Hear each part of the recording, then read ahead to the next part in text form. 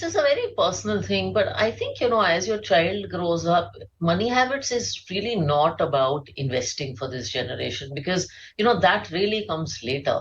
I think money habits are about some of the more basic things about money, about having gratitude, about realizing that, there is a certain amount that is enough and that you should not be greedy. If you have gratitude, then you will naturally learn to save. If you don't have greed, you will know the importance of enough.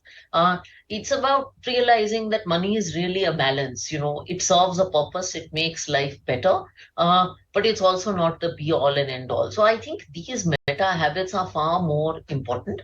Now, as your child goes up, of course, you will have conversations, and you go to a store and a child wants something and you don't want to buy it, then that's an occasion to have a conversation about money. I don't think you sit down and explicitly have conversations about money. That's boring.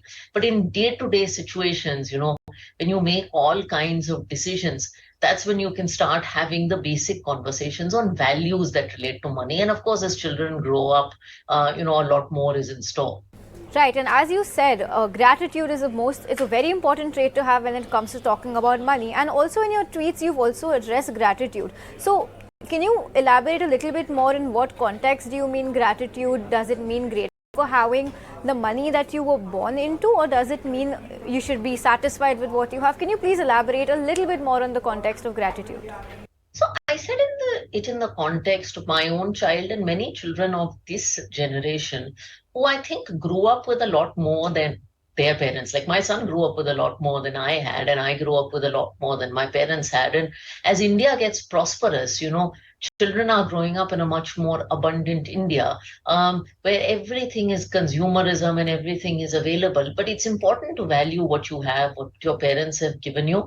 The second context of gratitude is that, when you value what you will have, you have to use the money that you have got to create opportunities. Perhaps my father could take less risks. He took on a government job than his father did because he had the pressure of earning.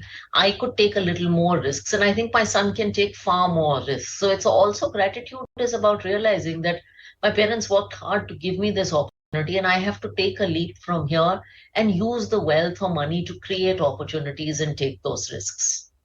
So in a recent series of tweets that you've recently tweeted, you've addressed to your child and where you've said that you'll see eventually that mutual fund sahi hai. So what is your rationale when you say this, and what are the trends that you see shaping up with the mutual fund space in India? Look, I think as SEBI chairperson said in the AMFI inauguration that there's no better vehicle for the retail ordinary Indian to invest in their mutual funds because of the cost structure, the transparency, and the range of options that you have. I think of the past generation was one for whom mutual funds is an alien word, but I joke that mutual funds will be so familiar for my child that perhaps one of his first words will be sahi hai. And I think, you are actually seeing a lot more young Indians invest in mutual funds.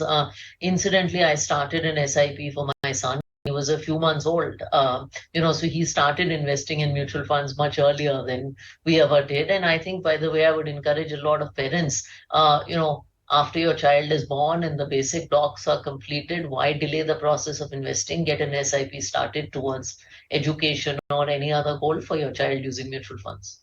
Let's quickly talk about you now. So let's go a little back into the past, and as a child or as a teenager, are there any money mistakes that you've made that you look back at and regret, and are there any mistakes that you would like your child to avoid making?